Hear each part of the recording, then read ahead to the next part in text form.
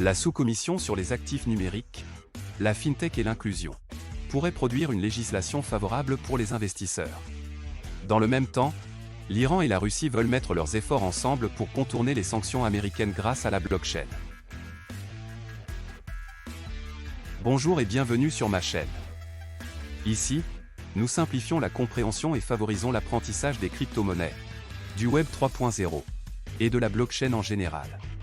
Si vous utilisez les puissants leviers que permettent ces innovations pour améliorer votre vie et celle de vos proches, alors ma mission sera achevée. États-Unis. La sous-commission récemment annoncée sur les actifs numériques, la technologie financière et l'inclusion pourraient produire une législation favorable pour les investisseurs aux États-Unis. Cette sous-commission se concentrera sur la fourniture de règles claires pour les régulateurs fédéraux, sur le développement de politiques qui favorisent l'inclusion financière pour les communautés sous-servies, et sur l'identification de politiques qui renforcent la diversité et l'inclusion dans la classe d'actifs numériques.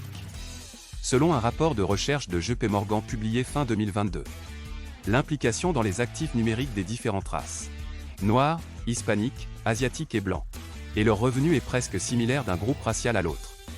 À noter que les fonds et produits structurés d'actifs numériques sont hautement spéculatifs, par rapport à d'autres produits d'investissement proposés par les institutions financières traditionnelles.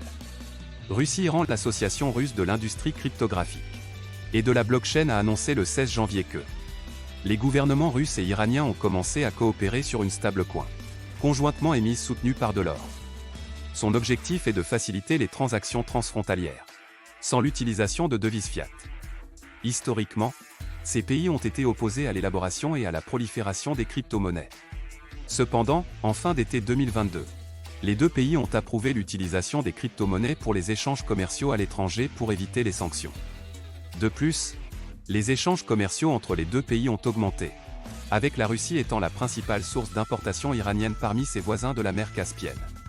Le chemin de navigation commerciale est peu susceptible de se développer rapidement, étant donné les longs délais de construction de navires. Par conséquent, une stablecoin soutenue par les réserves d'or nationales serait un moyen d'échange logique. Les monnaies stables sont conçues pour éviter la volatilité observée dans la valeur de nombreuses autres crypto-monnaies telles que le Bitcoin, en étant rattachées à une matière première ou à une monnaie fiduciaire. Cependant, elles ne sont pas sans risque. En mai 2022, la valeur des stablecoins algorithmiques Terra USD s'est effondrée au milieu d'une ruée des investisseurs. L'idée pour Moscou et Téhéran serait d'utiliser la nouvelle stablecoin pour faciliter les paiements du commerce bilatéral, en remplacement des monnaies traditionnelles. L'Iran et la Russie sont tous deux soumis à des sanctions américaines, ce qui rend difficile l'utilisation des dollars, dans le cas de la Russie. Cela est dû à son invasion de l'Ukraine en février de l'année dernière.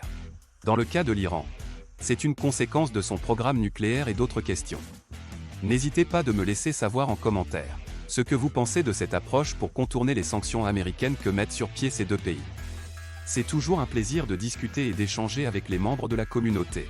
Restons soudés, restons connectés.